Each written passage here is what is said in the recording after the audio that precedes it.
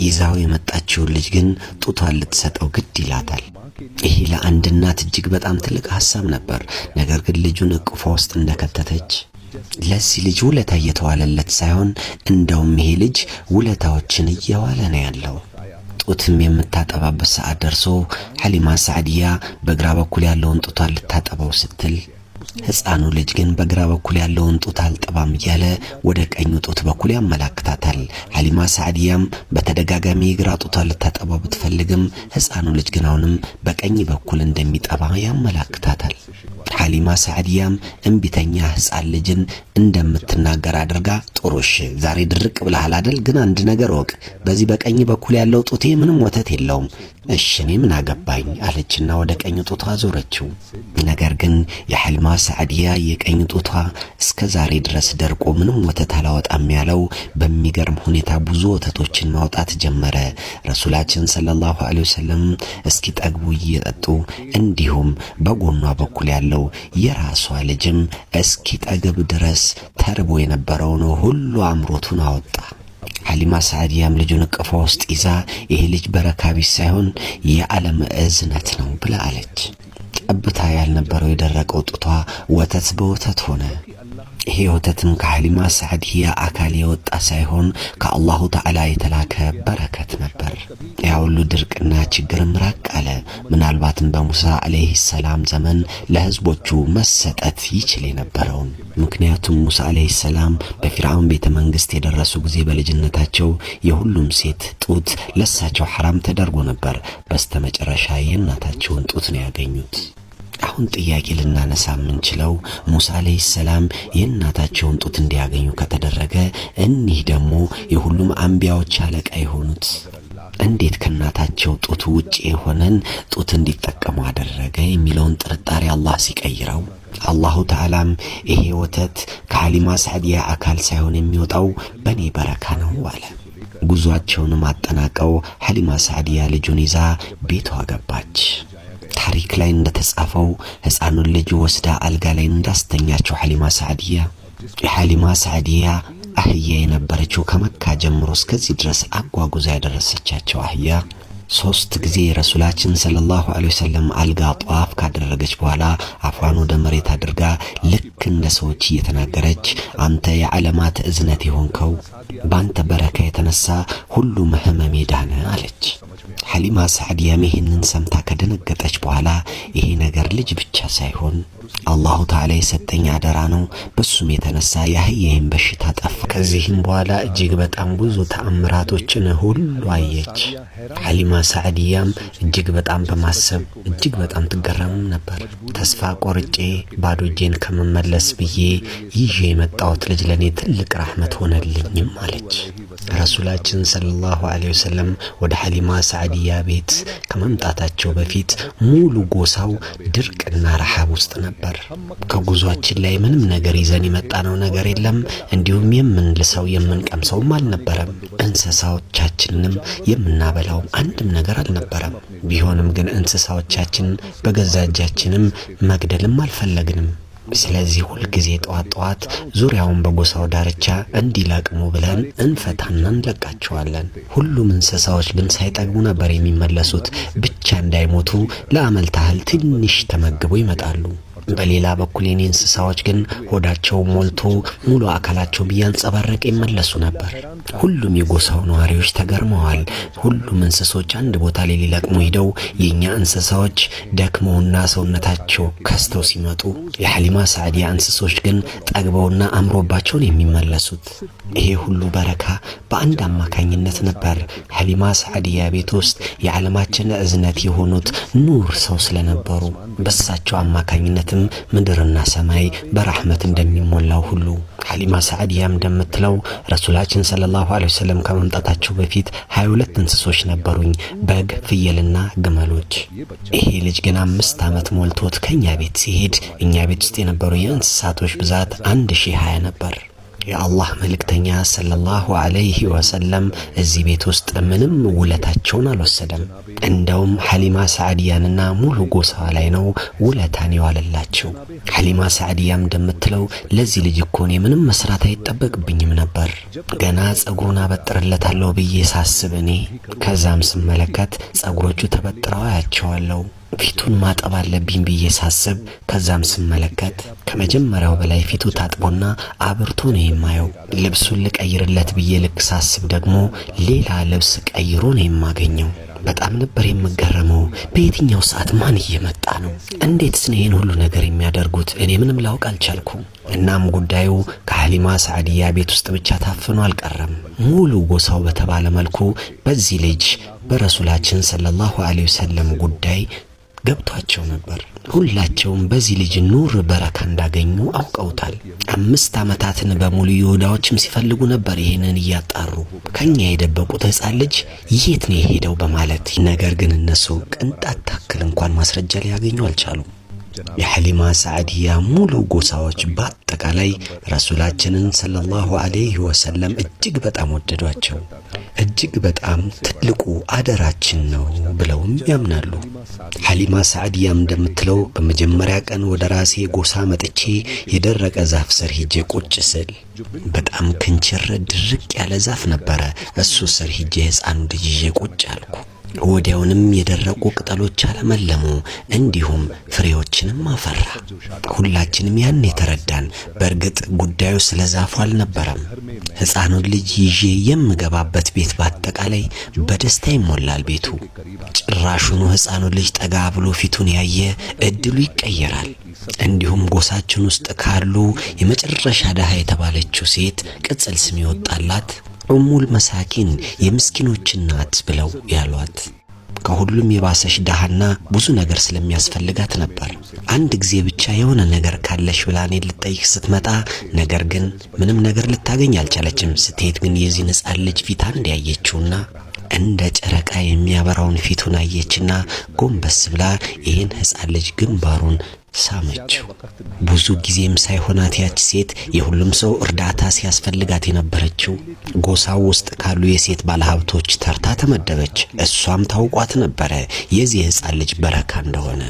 ከዛም ያች ሴት ጠዋትና ማታ እየመጣች የዚህን ሕፃን ልጅ እጅና እግር እየመጣች ትስም ነበረ። አሁንማ ሁሉም ጎሳው በሚባል መልኩ ረሱላችንን ሰለላሁ ዐለይሂ ወሰለም ፊት ለፊታቸው እያዩ ቀን በቀን በረካቸውም እየጨመረ ልባቸውን በፍቅር ተሞላ።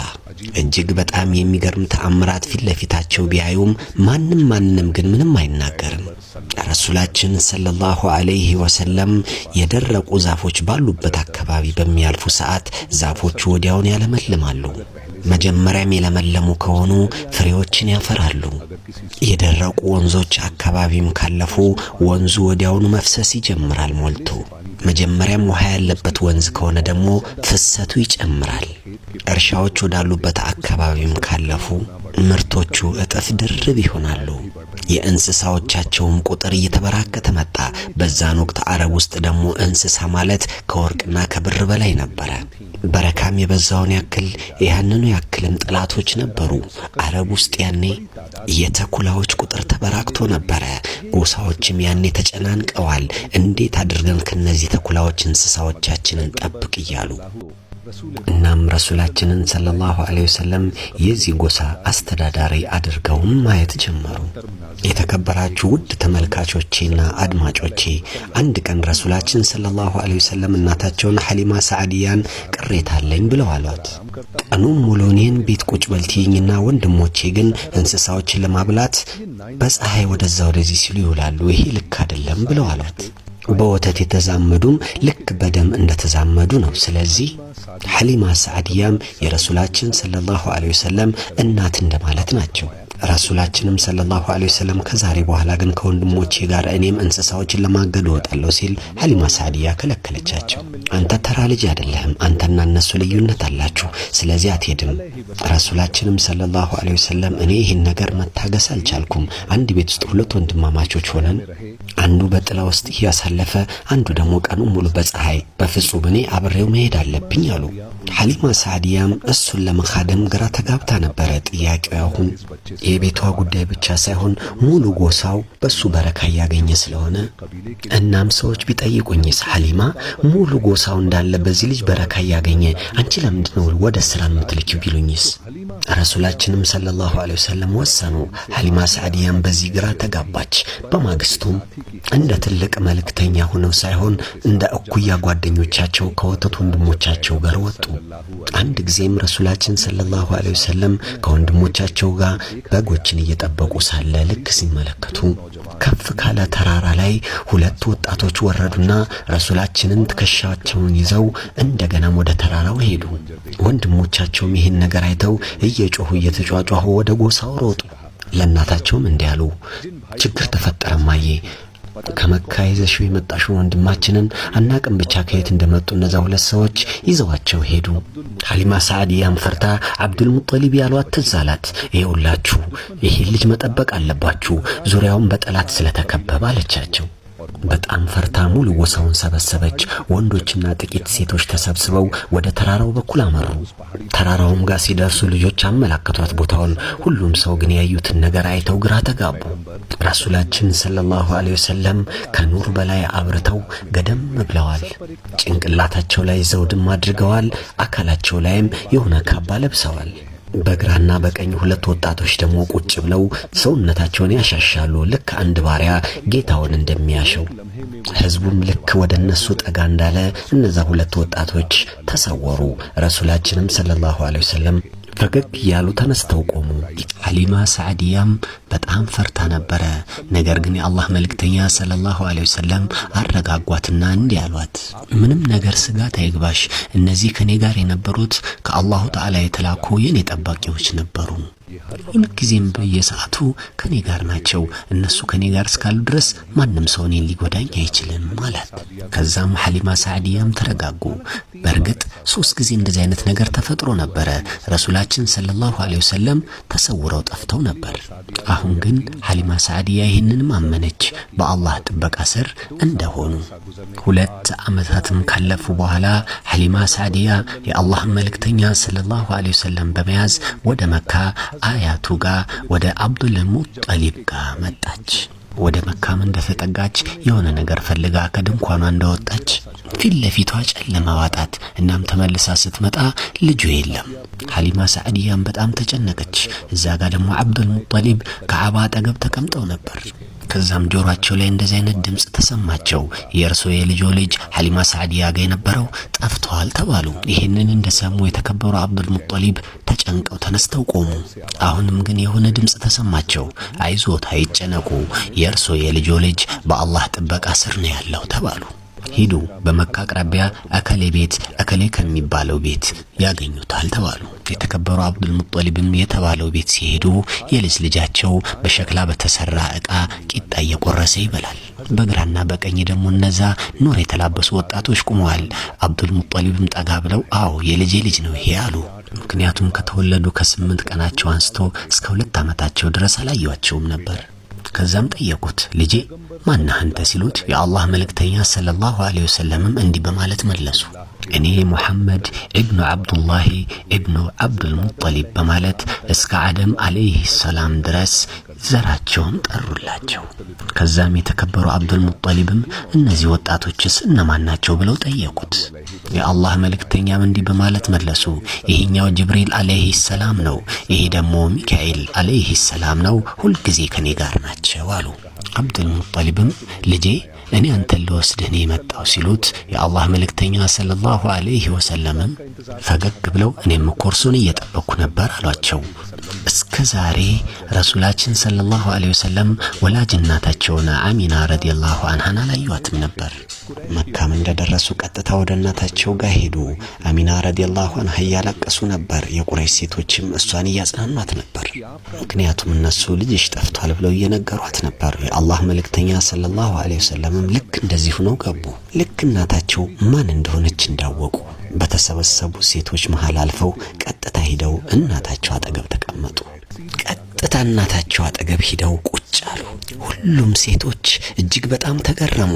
ከ8 ቀኑ ጀምሮ እናቱን አይቶ የማያውቅ ሕፃን ልጅ በእርግጠኝነት እናቴ ናት ብሎ አጠገቧ ሄዶ መቀመጡ ገረማቸው። የተከበሩ አብዱል ሙጠሊብም ሐሊማ ሳዕዲያን አስጠሩና ይኸውልሽ ከዚህ በኋላ በጣም መጠንቀቅ አለብሽ። የተወሰኑ ይሁዳዎች መካ ድረስ መጥተዋል። እንደዚህ አይነት ክስተቶችን የሚሰሙ ከሆነ ልጁ የት እንዳለ ይታወቃቸዋል ሲሏት ሐሊማ ሳዕዲያም ከህይወቴ በላይ ጠብቀዋለሁ አለቻቸው።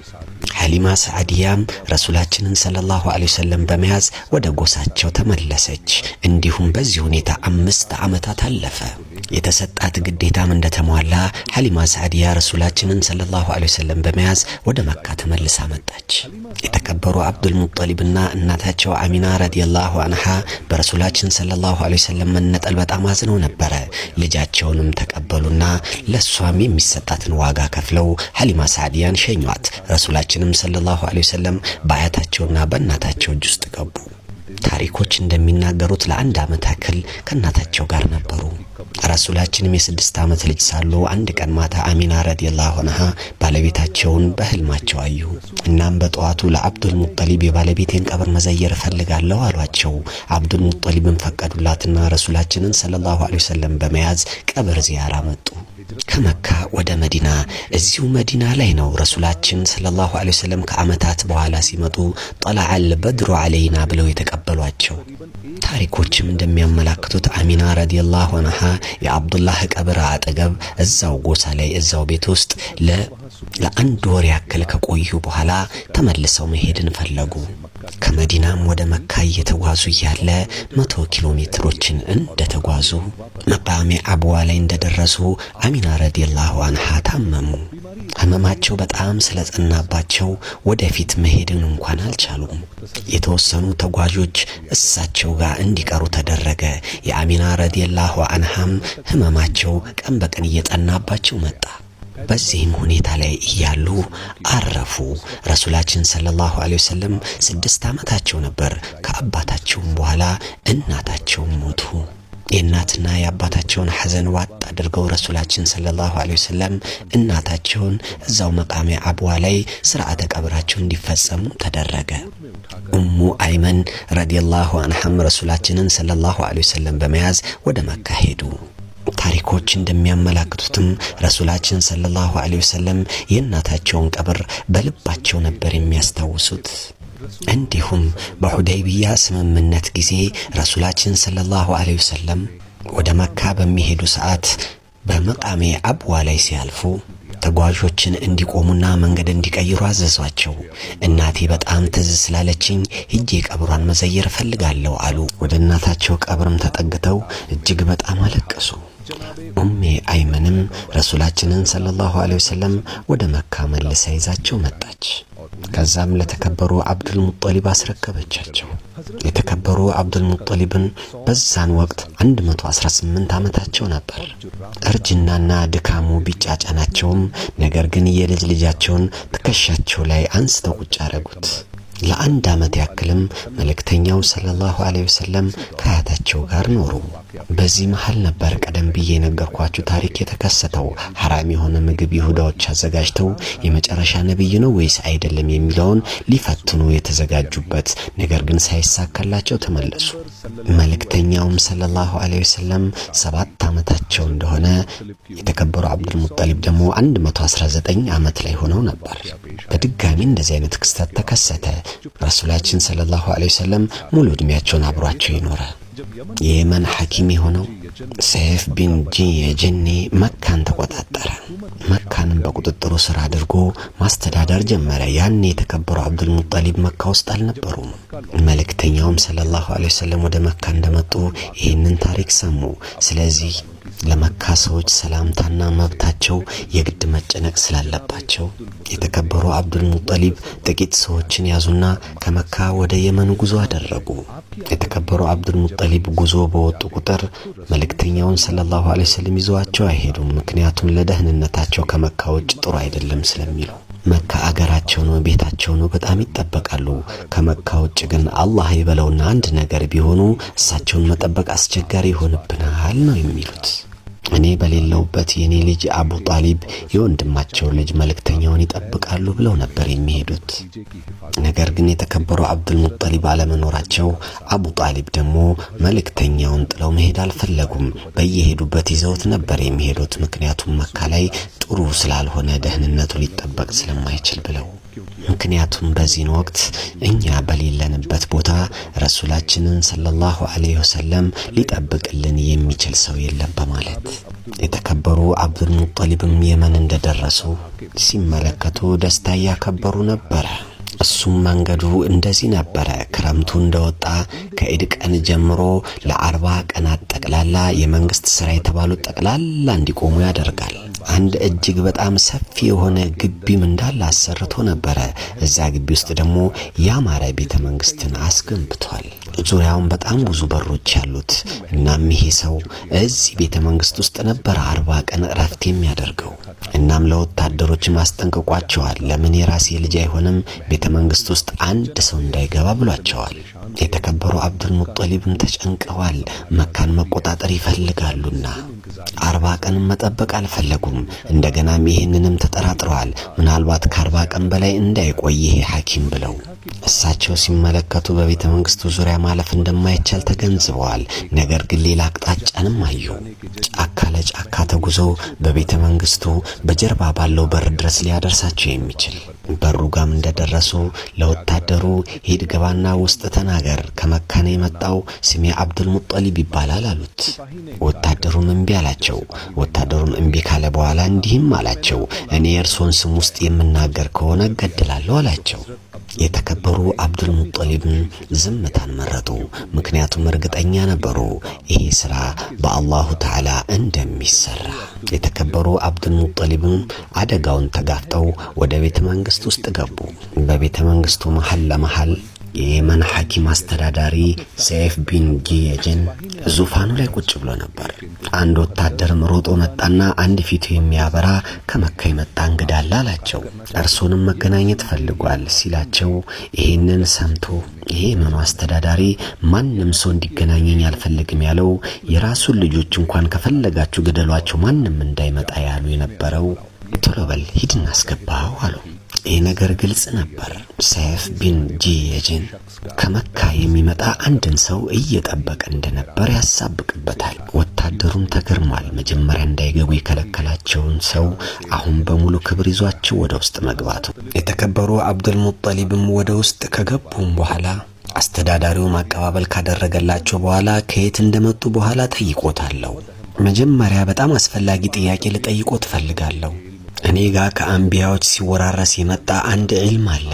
መካ ውስጥ በቶሎ የአላህ የመጨረሻ ነብይ እንደሚመጣና እናም ያ ነብይ ሲመጣ ቀደም ብሎ አባቱ የሚሞት ሲሆን ከጥቂት ዓመት በኋላም እናቱም እንደምትሞት ከዛም በአያቱ እጅ እንደሚያድግና አያትየውም አንዴ የመን ወደኔ እንደሚመጣ እናም ይሄ መጨረሻ ረሱል እኔ ጋር ሲመጣ ለሱ የተቀመጡ 3 አደራዎችን እኔ እንደምሰጠው እኔም ያን አያትና ያን ልጅ በጣም ቆየው መጠበቅ ከጀመርኩ እርሶም አደራዎትን ወደ መካ ሲመለሱ እንደዚህ አይነት ሕፃን ልጅ ካዩ በሁለቱ ትከሻዎች መሃል ማህተም ያለበት እንዲህም ተብሎ የተጻፈበት ላኢላሃ ኢላላህ ሙሐመድ ረሱሉላህ የሚል ካዩ ቶሎ ብለው መልእክት ይላኩብኝ፣ ምክንያቱም በጣም በጉጉት እየጠበቅኩት ስለሆነ ነው ሲላቸው የተከበሩ አብዱል ሙጠሊብም ይሄንን ሰምተው ተገረሙም፣ በጣም ተደሰቱም። በልባቸው የደበቁት ሚስጥርም ይሄ የባዕድ አገር አስተዳዳሪም ያውቀዋል። ከዛም የተከበሩ አብዱል ሙጠሊብ ፈገግ ብለው የልጁ አያት እኔ ነኝ አሉት። እናም ያ ልጅም እኔ ቤት ውስጥ ነው የተወለደው አሉት። የተከበሩ አብዱል ሙጠሊብን በተጨማሪ አንተ በተናገርከው መሰረት አዎ እሱ ነው የኔ የልጄ ልጅ፣ እንዲሁም ደግሞ ሙሉ በሙሉ እርግጠኛ ነኝ የኔ የልጄ ልጅ ነው የመጨረሻ የአላህ ነብይ የሚሆነው። እናም ስለዚህ ጉዳይ እኔ ቀደም ብዬ አውቃለሁ አሉት። አስተዳዳሪው ሴፍም ነገ እናወራበታለን አላቸውና የተከበሩ አብዱል ሙጠሊብ ከቤተ መንግስት ወደ ውጭ ወጣ አሉ። የመን ውስጥም ይሄ ወሬ ተወራ። ከመካ የመጡ አንድ ሽማግሌ ሰውዬ የየመኑ አስተዳዳሪ ቤተ መንግስታቸው እኮ አስገባቸው። እጅጉን በመገረም ጣታቸውን በጥርሳቸው ማኘክ ጀመሩ።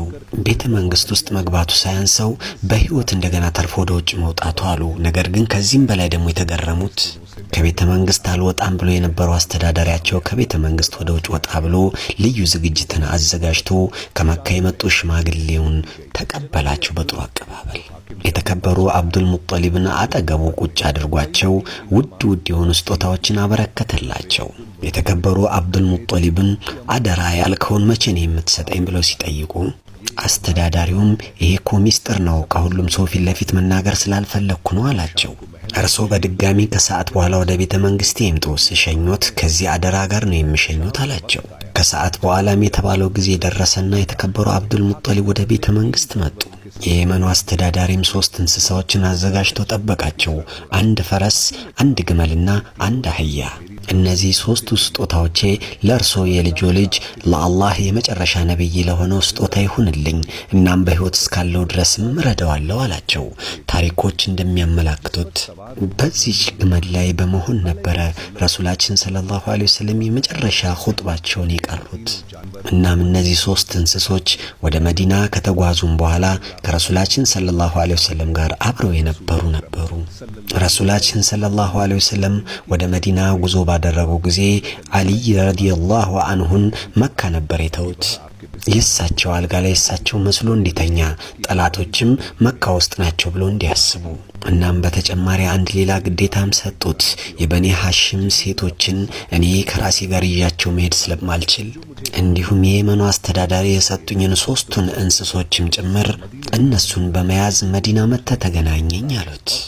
እነዚህ እንስሶች ነበሩ ግመል፣ አህያና ፈረስ። በተከበሩ አብዱል ሙጠሊብ በኩል ለረሱላችን ሰለላሁ ዐለይሂ ወሰለም ከየመኑ አስተዳዳሪ የተሰጡ ስጦታዎች።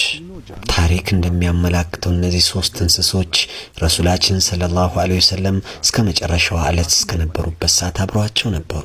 የየመኑ አስተዳዳሪም ይሄ ፈረስ በአላሁ ሱብሓነሁ ወተዓላ ለራሱ ነብይ የተላከ ልዩ ስጦታ ነው አላቸው። ስለ ግመሏም ሲነግራቸው 6 ወር በተከታታይ ብትጋለብ የማትደክም ናት አላቸው። እናም ላይ ያለውንም ሰው ምንም አታስቸግርም። ከዛም በዝግታ እንዲህ ብሎ አላቸው፣ እነዚህ 3ቱ ስጦታ ብቻ አይደሉም፣ አደራዎች ናቸው። በአንቢያዎች መጽሐፍቶች ተጽፎ የነበሩ እና ምን ያሁን ይሄን ሚስጥር እርሶ ድረስ አድርሻለሁ። እርሶም ይሄን ሚስጥር ለቤተሰቦቹ ይንገሩ። በሙሉ እምነትም አምነውበት የልጅ ልጆንም ይጠብቁ ያስጠብቁ። በሚቀጥለው ዓመት እኔን መጥተው ይገናኙኝ እናም ይሰሙኛል። እኔ በገዛ ፍቃዴ በእርሶ የልጆ ልጅ ነብይነት አምኛለሁ፣ እምነቱንም ተከትያለሁ። በህይወት ከኖርኩም ሰይፍን በመምዘዝ ለሱ ከላከለለታለሁ። የተከበሩ አብዱል ሙጠሊብም በጣም ተደስተው አላህን እያመሰገኑ ወደ መካ ጉዟቸውን አደረጉ። ወደ መካም እንደተጠጉ የመካ ሰዎች ይሄ ወሬ ደረሳቸው። የኛ አስተዳዳሪ የየመንን ንጉስ አነጋግሮን የመጣው በማለት አቀባበል ለማድረግ አንድ ላይ ወጡ። ረሱላችን ሰለላሁ ዐለይሂ ወሰለም አንድ ላይ አብረዋቸው ወጡ። ነገር ግን መንገድ ላይ አንድ ድንጋይ ላይ ቁጭ አሉ እረፍት ለማድረግ ብለው። የመካ ሰዎችም ወደፊት ጥለዋቸው ሄዱ። የተከበሩ አብዱል ሙጠሊብም መካ ውስጥ እንደገቡ የመጀመሪያ ጥያቄያቸው ይሄ ነበር፣ የኔ ልጅ የታል ሲሉ ሁሉም ሰው እርስ በርሱ መታየት ጀመረ።